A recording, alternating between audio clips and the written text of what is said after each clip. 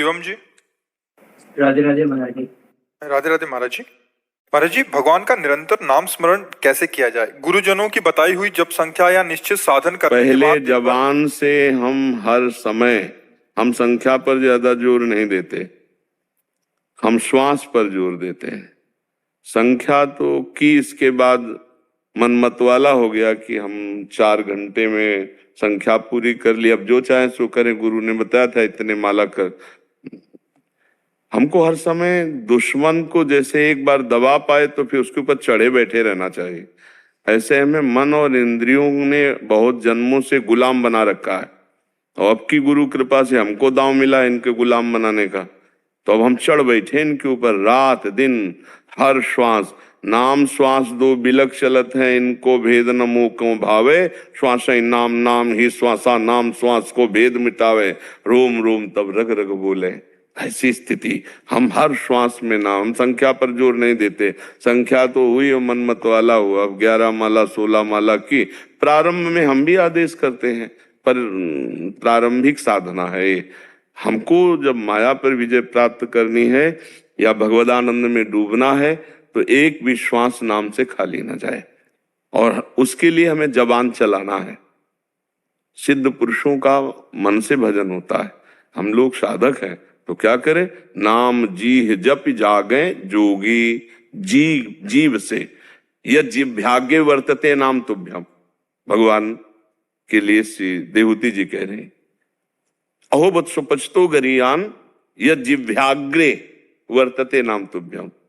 मनसाग्रे नहीं कहा, जिह्वाग्रे। राधा राधा राधा राधा राधा चल रहा है से, समझ रहे ना? जबान भी हिल रही, फिर धीरे धीरे उपांश से मानसिक में पहुंचना होता है। अब सीधे मानसिक में तो 5 मिनट मन भजन में लगेगा, फिर विषयों में भाग जाएगा। देखते हैं ना आप? हाँ जी। वो नहीं पता, कोशिश करता हूँ महाराज जी की। नहीं, ऐसा नहीं, कोशिश करने वाले का निश्चित होता है। ऐसा लगता है कि 1 घंटा निकल गया, 1.5 घंटा 2 घंटा निकल गया, नाम ही नहीं आया दिमाग कोई। पर नाम अगर आप जबान से जप रहे हैं और मन आपका नहीं पकड़ पा रहा है तो नाम अपना काम कर रहा है। जैसे अग्नि में दाहिका शक्ति है, तो जान के कोई छुआवे या श्रद्धा से छू ले, वो जलाएगी ना, क्योंकि दाहिका शक्ति। ऐसे नाम में पाप नाशनी शक्ति है, तारण शक्ति है। तो जब हम नाम चाहे भाव से जपे या कुभाव से जपे, एकाग्रता से जपे या चंचलता पूर्वक जप रहे, जब हमारी जिह्वा से राम कृष्ण हरि राधा राधा राधा राधा राधा राधा, तो उसका प्रभाव होगा, वो हमारे मन को निर्मल करेगा। और जब मन निर्मल होगा तो एकाग्र होने लगेगा, शांत होने लगेगा, अचंचल होने लगेगा। हमको निराश नहीं होना कि 1 घंटा हो गए हमें नाम का चिंतन ही नहीं हुआ, पर नाम तो चल रहा है ना। पूज्य श्री राधा बाबा मशीन की तरह जीभ से तुम राधा कृष्ण ऐसा जपो, आगे का काम भगवान कर देंगे। महापुरुष है, हमें जबान से नाम का, गोस्वामी तुलसीदास जी कह रहे हैं, राम नाम मणिदीप धरी जीह दे हरि द्वार। तुलसी भीतर बाहरों जो चाहस उजियार। ज्ञान का प्रकाश अंतःकरण में और बाहर दृष्टि डालो भगवदानंद, सब सिय राम में सब जग जानी।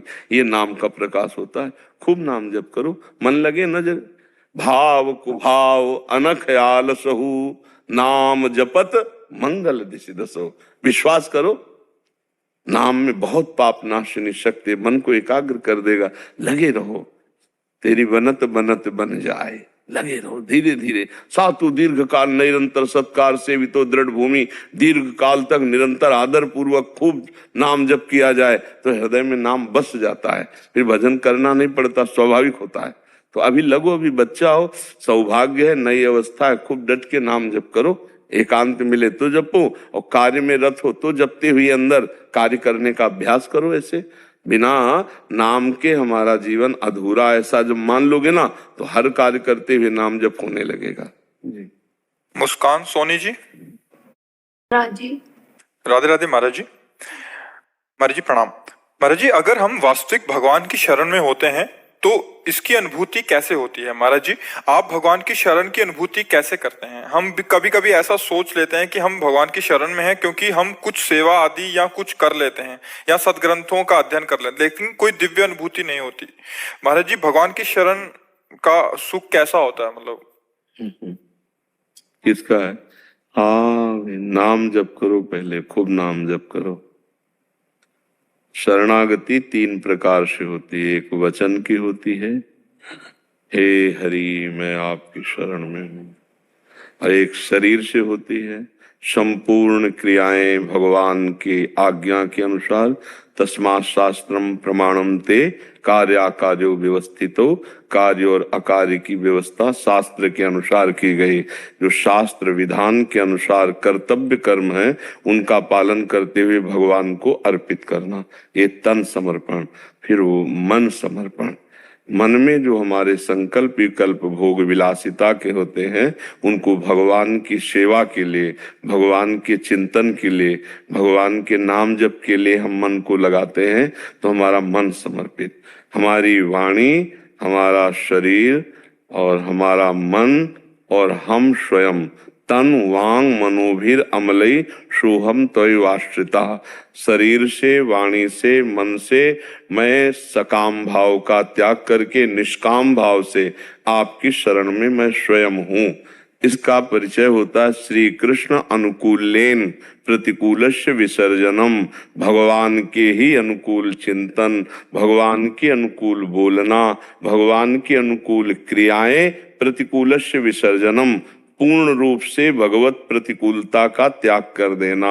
भगवान की आज्ञा के प्रतिकूल कोई आचरण, कोई वचन, कोई संकल्प विकल्प ना होना, ये शरणागति जब ये हो जाती है तो जैसे स्वयं भोजन पाते हैं तो तृप्ति हम अपने को अनुभव में होती है, ऐसे अनुभव होने लगता है कि मैं मन वचन कर्म से प्रभु की शरण में हूँ, हमारे स्वामी श्री श्यामा श्याम है, ऐसा अनुभव होने लगता है। पर खूब नाम जप करो पहले और सत्संग सुनते रहो, और कोई पापाचरण ना होने पावे ये सावधानी रखो। वचन से किसी की निंदा न होने पाए ये सावधानी रखो। मन से असत भोगों का स्फुरण संकल्प ये ना बनने पावे ऐसी सावधानी रखो। अगर समझ पा रही हो हमारी बात तो हमारी शरणागति पुष्ट हो जाएगी। और जहां शरणागति हुई तहां निश्चिंत, निशोक, उसके अंदर कोई चिंता नहीं, कोई शोक नहीं, निर्भय, कोई भय नहीं, विपरीत भावना का त्याग, कोई विपरीत भावना ही नहीं रह जाती। समस्त संशयों से समाधान हो गया चित्त।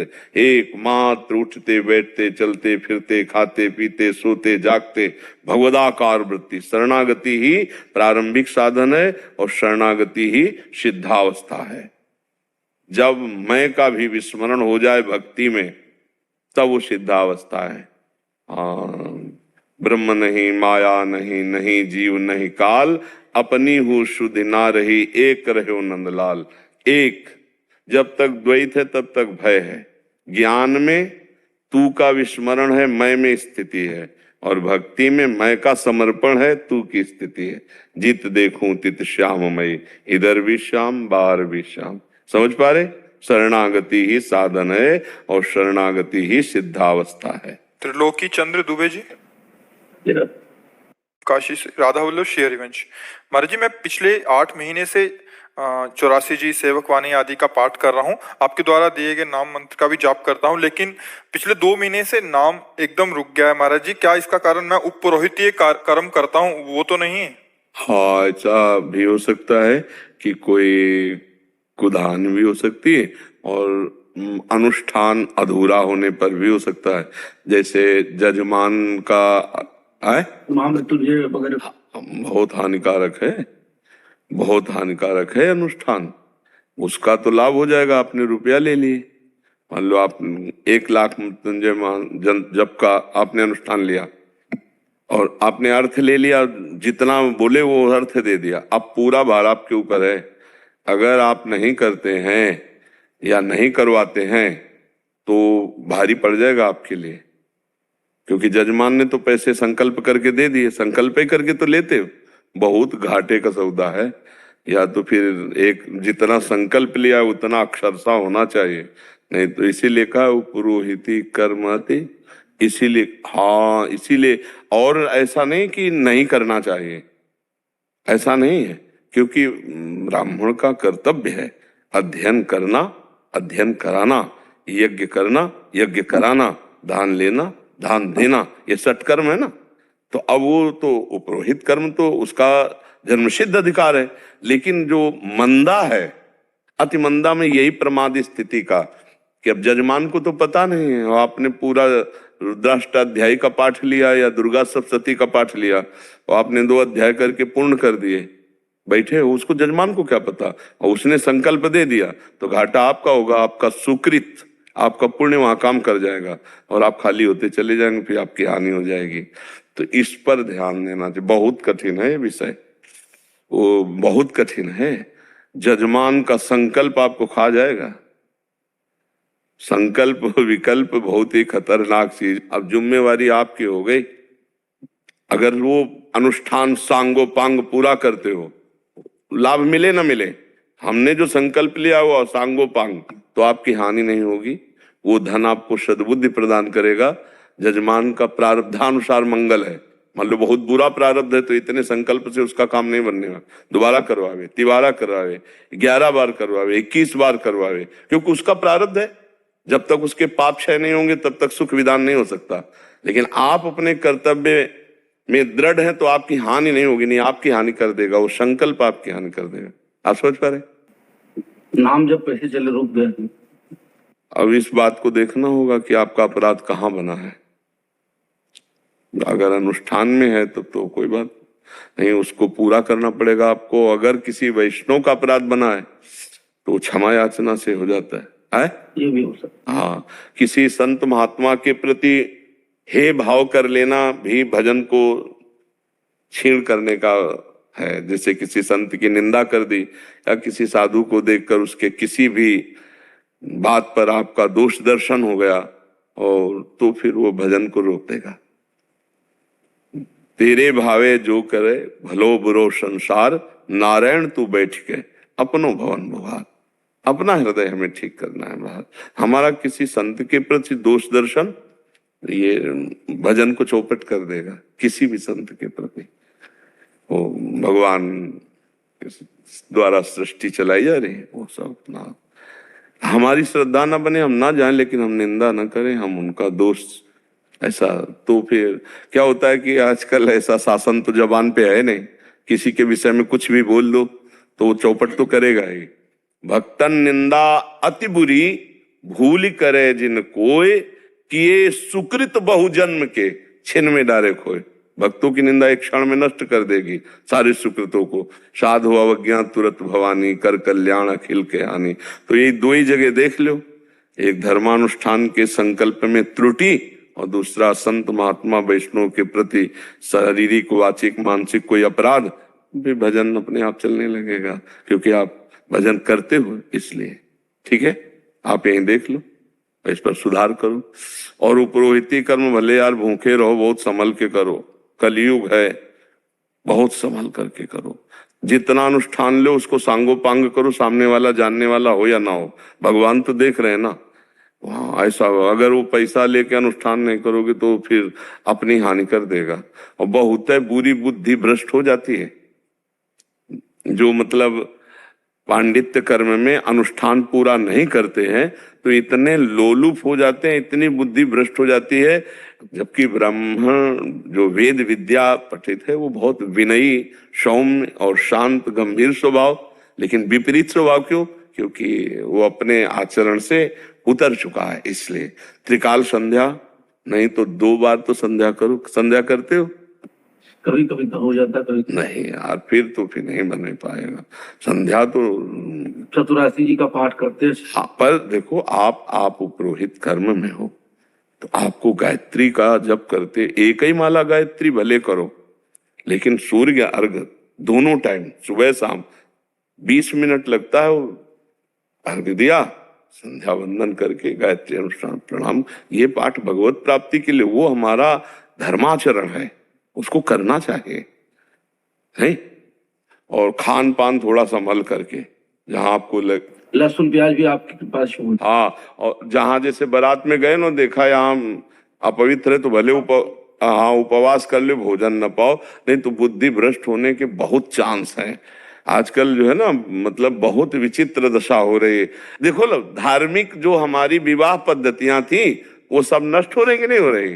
अब तो लड़का लड़की पसंद कर लिए, माता पिता की भी जरूरत नहीं है, अब सीधे कोर्ट में पहुंच गए, लिखा लिए, खत्म हो गया। तो बुला ले कोई पंडित को तो बड़े भाग्य की बात है, अगर बुला ले तो फिर सांगोपांग अनुष्ठान करवावे उसका। पर वे गुरु जी कहेंगे जल्दी खत्म कराएंगे। हाँ जरा वो क्या उनको काम करेंगे बढ़िया ढंग से, लेकिन विवाह में कहेंगे जल्दी से। हाँ बिल्कुल बिल्कुल, पर जल्दी नहीं करना चाहिए। अब शास्त्र का विधान तो जितने मंत्र हैं, जितना विधान उसी के अनुसार करना चाहिए। अब बोले जल्दी निपटा दियो 10-5 मिनट में, और तुम निपटा दियो पैसा लिए, तो वो तुम्हें निपटा देंगे पैसा, तुम्हारी बुद्धि को निपटा देंगे, तुम्हारी बुद्धि को गिरा देंगे। इसलिए थोड़ा सावधान रहना चाहिए।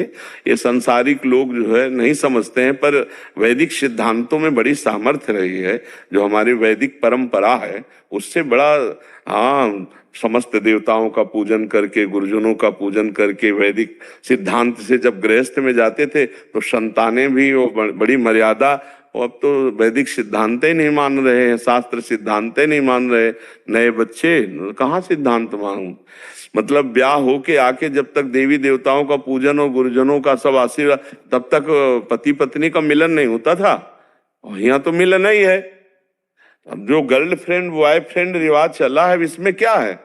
इसमें किसी पंडित देवता, किसी की गुरुजन, किसी की जरूरत है क्या? तो अपने मनमानी आचरणों में उतर रहे हैं, अपवित्र हो रहे हैं, तो उनको क्या पता चलेगा कि धर्म क्या होता है, कैसे धर्म से चला जाता है।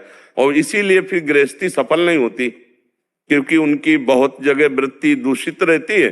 तो उनको एक पति या एक पत्नी पे फिर मन शांत नहीं रहता, उनको बार बार मन की वृत्ति वही बॉयफ्रेंड गर्लफ्रेंड के समय जब था तो वही वृत्ति उनकी घूमती है। तो इसीलिए पूरा जीवन चौपट हो जाता है।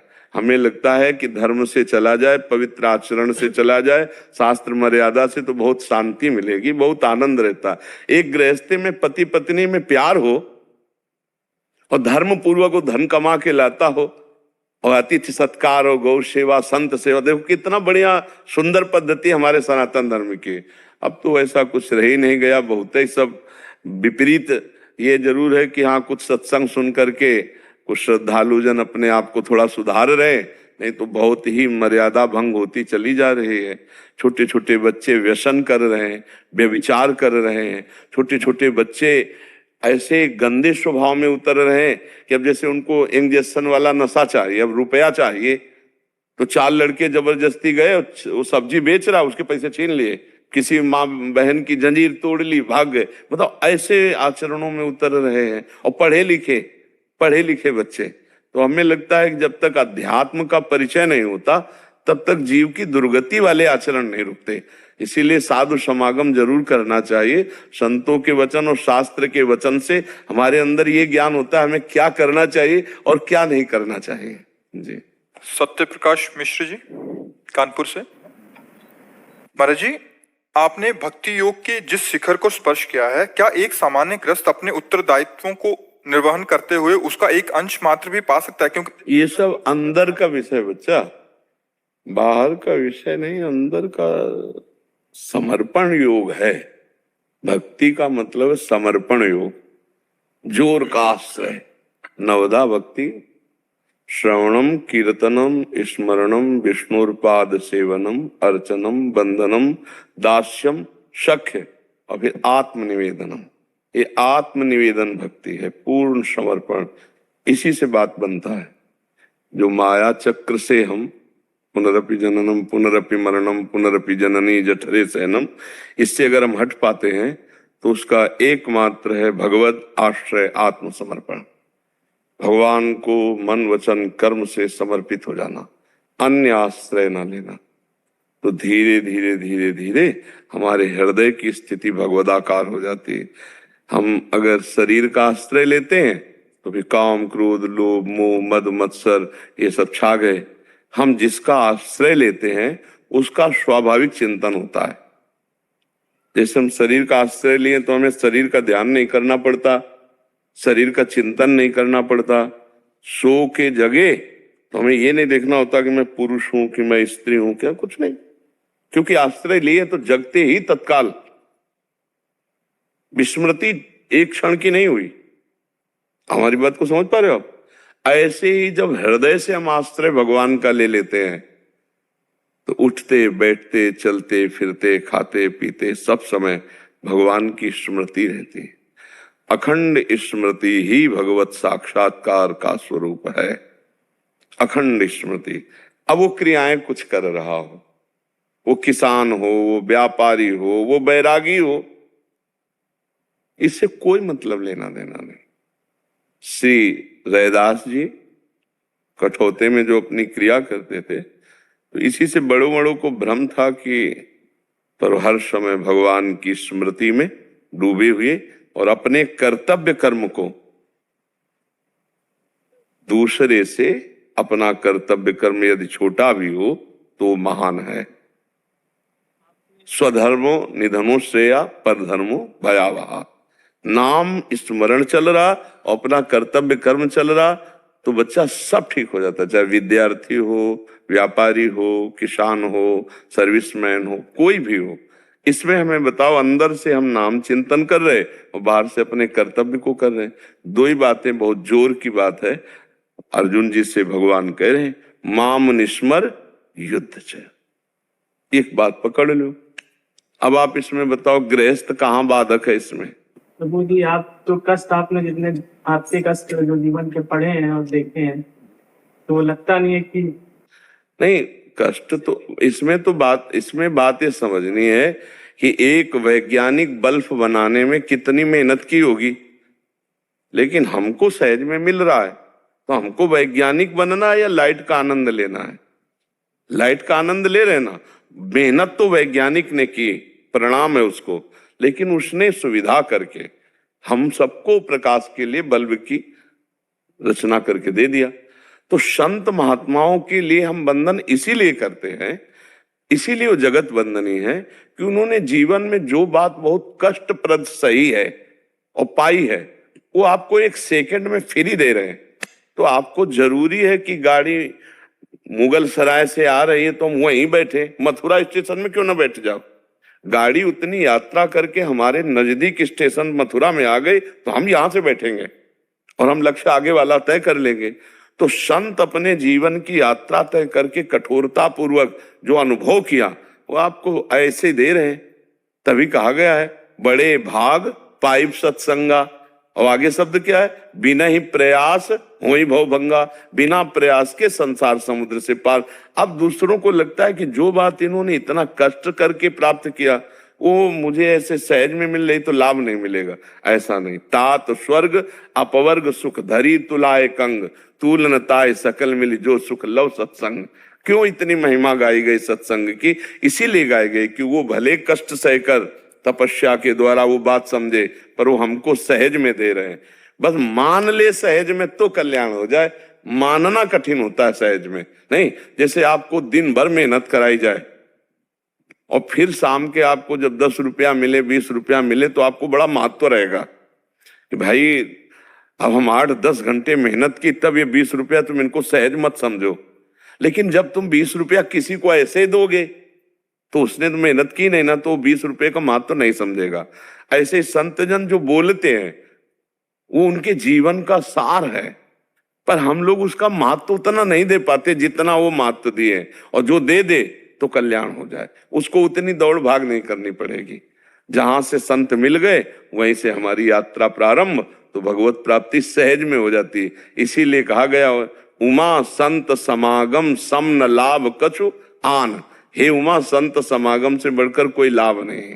तो हमें ये लाभ लेने आए, ये संत भगवान के स्वरूप है। हमें लाभ देने के लिए स्वयं सब मेहनत करके, और हमको दे रहे हैं सहज में, बस हमको लेना है। तो हमको लेना भी नहीं आता, श्रद्धा विश्वास पूर्वक हम वो बात नहीं ले पाते हैं। इसीलिए हमको फिर कष्ट सहना पड़ता है।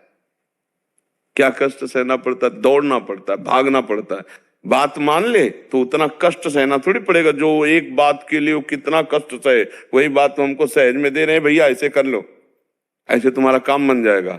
और बन जाएगा, आप देख लो मान करके बात। आप ये मत सोचो इन्होंने जितना कष्ट किया उतना कष्ट करेंगे तभी हमको वो बात सफल होगी, नहीं। वो कमाई है, बाप की जैसे कमाई होती है ना, तो बेटे को पूरी प्रॉपर्टी मिल जाती है। ऐसे संत जन, देखो पूरा जगत नमस्कार करता है ना संतों को, क्यों नमस्कार करता है? इसी बात के लिए कि जहां हम फंस गए, फेल हो गए, वहां तुम पास हो गए, और तुम अपने लिए कमा करके सब वस्तु सब हमारे लिए बांट दिए। किसी भी संत को जब वो ऊंचाई पर चढ़ता है तब अपने लिए भजन साधन नहीं रह जाता, वो समाज के लिए जीता है। समाज के लिए, जैसे गंगा जी बह रही तो समाज के लिए बह रही, जैसे वायु प्रवाहित है समाज के लिए, जैसे वृक्ष है समाज के लिए, भूमि है समाज के लिए, ऐसे संत हैं जो भगवान के प्रेमी जन हैं, भगवत प्राप्त संत हैं। उनका जीना केवल समाज के लिए, उनका भजन साधन योग तपस्या सब जगत मंगल के लिए। सर्वे भवन्तु सुखिना सर्वे सन्तु निरामया सर्वे भद्राणि पश्यन्तु मां कश्चित दुख भाग भवेत्, किसी को कभी दुख ना हो, ऐसा उनका हृदय से आशीर्वाद निकलता रहता है। प्रयास तो रोज करते हैं, जो आप समर्पण का पूरा प्रयास करते हैं, तब भी कुछ करते रहिए, सफल हो जाएंगे। करत करत अभ्यास के जड़मत होत सुजान, रस्सी आवत जात ही सिल पर होत निशान। आप घबराइए नहीं, एक दिन सफलता चरण चूमती है जो निरंतर प्रयासरत रहता है। 4 घड़ी प्रयास किया फिर शिथिल हो गए, ऐसा नहीं। हम प्रयास करते हैं, हारेंगे नहीं। अंत में रात्रि में वही शंकराचार्य जी की 2 श्लोक की पंक्तियां हैं, जो मत्स्मम पातकी नास्ति पापक नहीं त्वत्समा नहीं एवं ज्ञात्वा महादेवी यथा योग्यम तथा गुरु कह के सो जा। हाँ बढ़िया है, पर हमें लगता है जैसे हम प्रार्थना तो करते हैं ना, हमें मन से बात समझनी है कि प्रभु मेरे में कोई योग्यता नहीं है, आप ही संभालो, आप ही हमें आगे बढ़ाओ, तो भगवत कृपा आपको गोद में ले लेगी, वो बढ़ाना शुरू कर देगी। साधक भ्रष्ट तभी होता है जब अहंकार होता है। साधक की साधना में बाधाएं तभी आती जब अहंकार होता है, और जब भगवान के आश्रित तो कृपा पात्र तो ऐसे निकल जाता है, कोई बाधा नहीं है। नहीं, जैसे कहीं चेकिंग हो रही हो और उस क्षेत्र का अधिकारी हो और उसके साथ आप हो और वो केवल इतना कह दे तो कोई चेकिंग आपकी नहीं होगी, निकल जाओगे। ऐसे ही संपूर्ण लोक के महेश्वर भगवान है और माया उनकी दासी है और परीक्षा वही लेती है।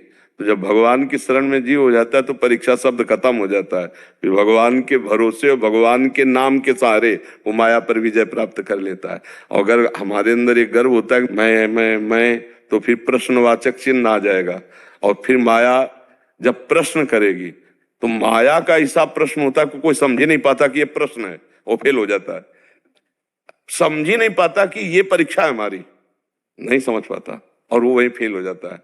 तो ऐसा गुस्सा दिला दिया जाएगा आपको, ऐसे प्रतिकूल व्यवहार, ऐसा आकर्षण भोगों का, ऐसी सुख सुविधा कि आपको लगेगा नहीं कि हमारी परीक्षा हो रही, लगेगा कि यार, और गिर जाता है। माया ऐसा थोड़ी समझने देती कि वो प्रश्न कर रही आपको उत्तर देना है, नहीं। इसलिए एकमात्र भगवान का सहारा, सिद्ध पुरुष होने पर भी सनकादि हर समय हरिशरणम जपते रहते हैं, क्योंकि भगवान की शरण के बिना माया से निस्तार नहीं है। जी दीपक जी नोएडा से। राधे राधे प्रभु। राधे राधे महाराज जी। महाराज जी, मैं कई वर्षों से शिव जी की उपासना सेवा कर रहा हूँ, पर जब मैं चिंतन करता हूँ तो राम जी का होता है, परंतु मुझे दर्शन शिव जी के करने हैं। तो मुझे दर्शन किनके होंगे, राम जी के या शिव जी के? शिव जी के, क्योंकि शिव जी की उपासना का जो रंग है वो भगवान श्री हरि है, और जब श्री हरि कृपा करेंगे तो शिव जी का साक्षात्कार हो जाएगा। शिव जी जा पर कृपा न करें पुरारी, सो न पाओ मुनि भगति हमारी। भगवान शिव कृपा करते, राम आ रहे मतलब ठीक चल रहे हो, और राम जी जब कृपा करेंगे तो शिव जी का साक्षात्कार हो जाएगा। आप चिंता न करो, एक ही है, वही रामेश्वर स्थापित करके आराधक रूप है, और वही हनुमान जी रूप होकर के आराधना कर रहे राम जी की, वो एक ही है। बहुत बढ़िया है, खूब भगवान से किसी भी तरह जुड़ जाए तो जीव का परम मंगल होता है। जब शिव जी की इच्छा है तो जो इच्छा करी हो मन माही, हरि प्रसाद कछ दुर्लभ नहीं। हरि शिव जी के रूप में ही मिलेंगे, आप चिंता न करो, खूब नाम जप करो और आराधना ऐसे करते रहो, ठीक है जी। सृष्टि जी। जय जय श्री राधे। जी राधे राधे महाराज जी। पर जी आपने कहा था कि निरंतर भजन नाम जप करें, परंतु पढ़ते समय नाम पर ध्यान नहीं कर पाती और भूल जाती हूँ, कृपया इसका मार्गदर्शन करें। जिस समय हम एकाग्रता पूर्वक पढ़ रहे हो, पढ़ाई भी भजन है, ऐसा हम माने। पढ़ाई को भी भजन माने, जैसे हमने नौकरी को भी भजन कहा है, क्योंकि पूरी सृष्टि के कार्य श्री कृष्ण के कार्य है ना। जब युद्ध भजन हो सकता है तो और कौन सी बात है। अर्जुन जी कह रहे हैं मैं संन्यास लेकर भजन करूंगा, तो भगवान कह रहे युद्ध करके भजन करो।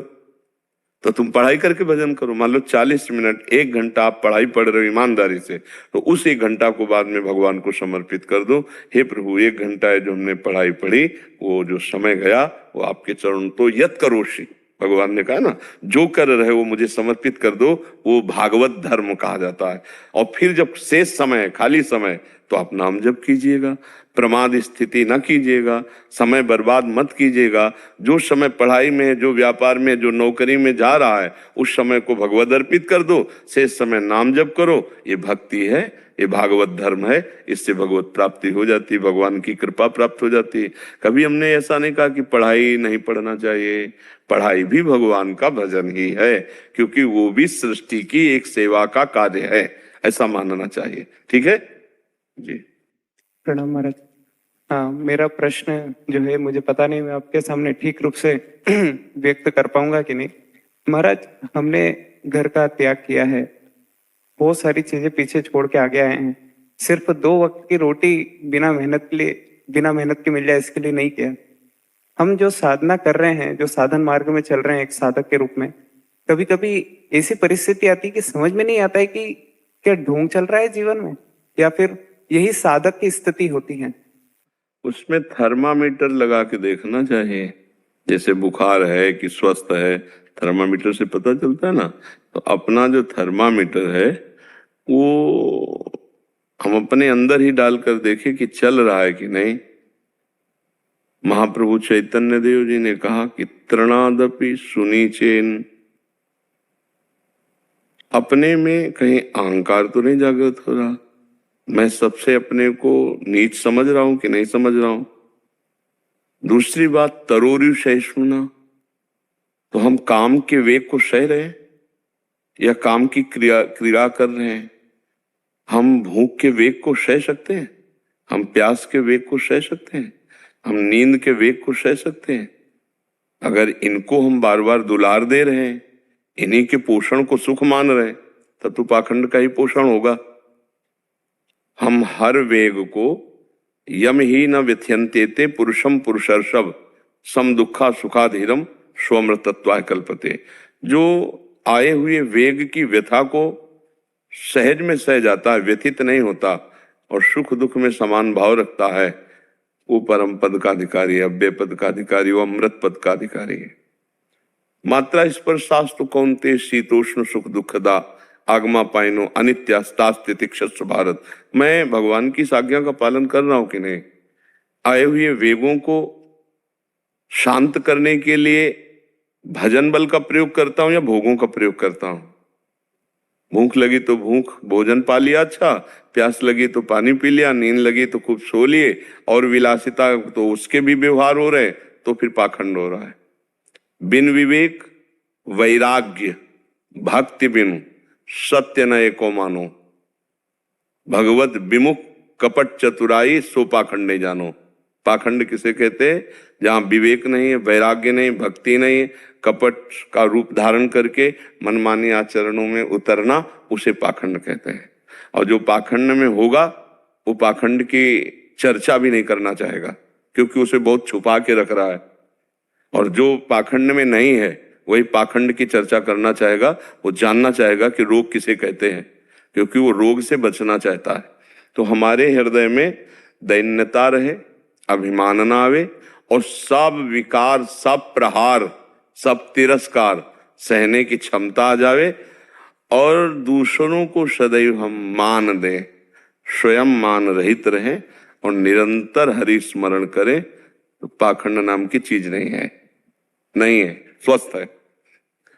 दूसरों से मान लेने की इच्छा है, कपट पूर्वक चतुराई पूर्वक भोग भोगने की प्रवृत्ति है, भगवान नाम जप में अरुचि है, अहम बढ़ा हुआ है, तो फिर पाखंड और दंभ का बोलबाला चल रहा है, भक्ति नहीं है।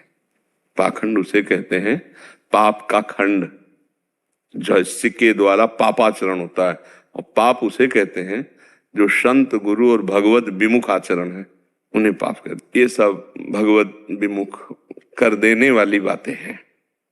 भगवत सन्मुख के लिए अब आचार्य और गुरुजनों की जो रहनी थी और जो उनका चिंतन था, उसको आप देखिए।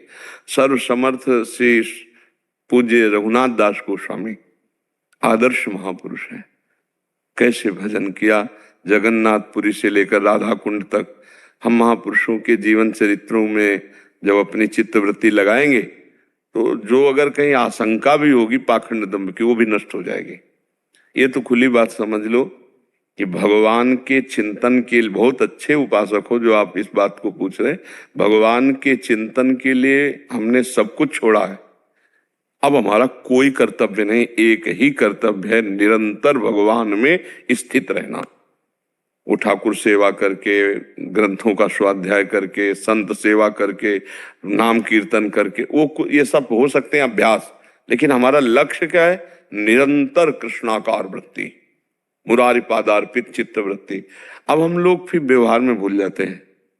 ठाकुर जी को भोग लगाया, अच्छा अच्छा पदार्थ पाया, भगवत विस्मरण, और फिर जब वेग आएंगे तो भजन है, नहीं तो सह नहीं पाएंगे।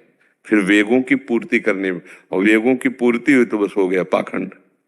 निवृत्ति का बोर्ड लगाए हैं और प्रवृत्ति के हर आचरण है तो पाखंड नहीं हो गया जी। निवृत्ति मतलब निवृत्ति।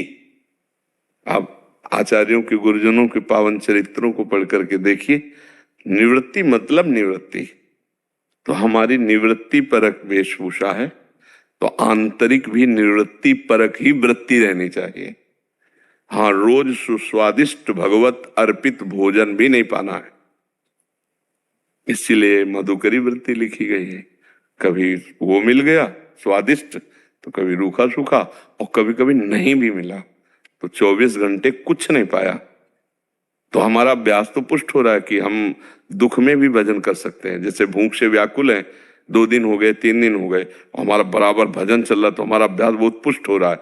कभी छक के भोजन, कभी भूखे रह करके, कभी थोड़ा पा करके, कभी बहुत सुविधाजनक स्थान पे बैठ के, कभी एकांत निर्जन असुविधाजनक स्थान पे। तो उससे क्या हुआ? भजन, हमारा अभ्यास हर जगह पुष्ट हो गया। तो भजन, और भजन ही सार है। हर समय चित्तवृत्ति में श्री कृष्ण बसे रहे, यही निवृत्ति है। अगर इस श्री कृष्ण को भूले तो फिर वो हमारी प्रवृत्ति ले डूबेगी कहीं ना कहीं।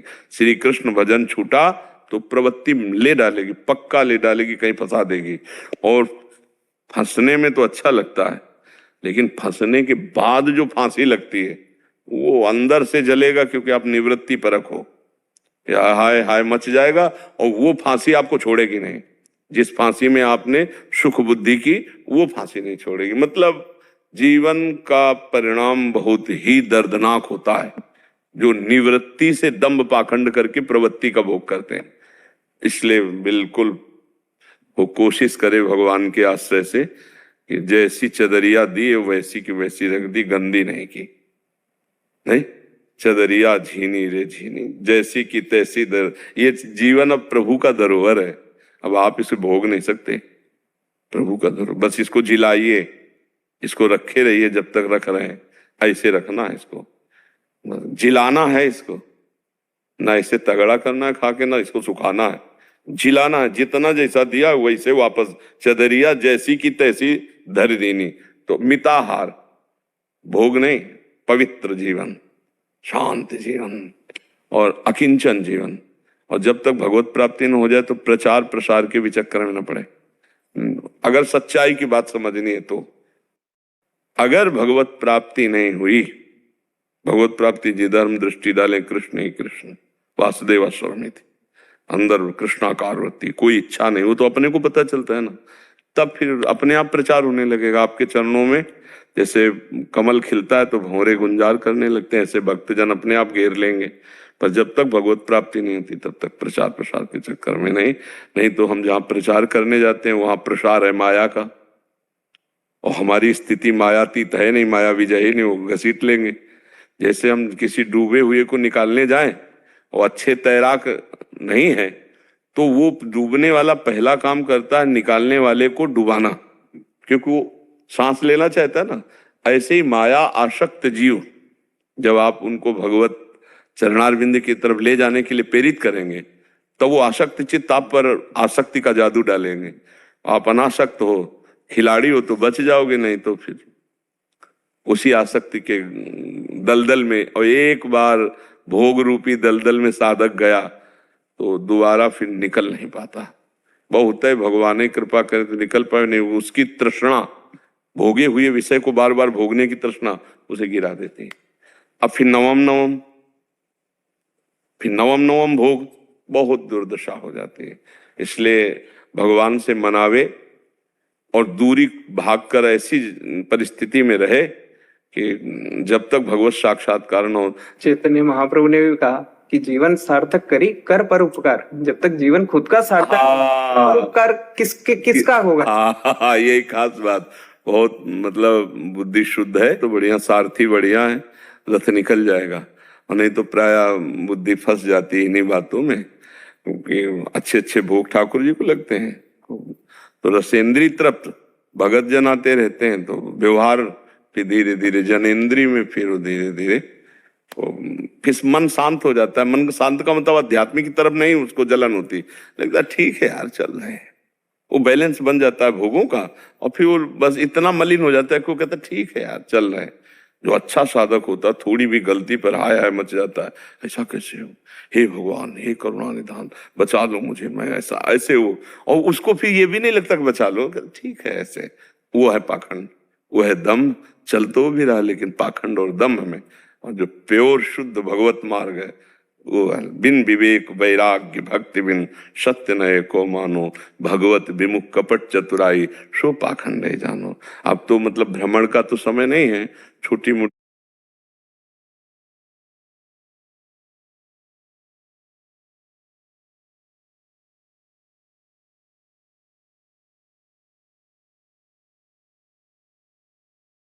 कहीं कुटिया ऐसी कोई व्यवस्था हो जाए जहाँ चुपचाप रहो और मांगो खाओ, या जैसे भी मिता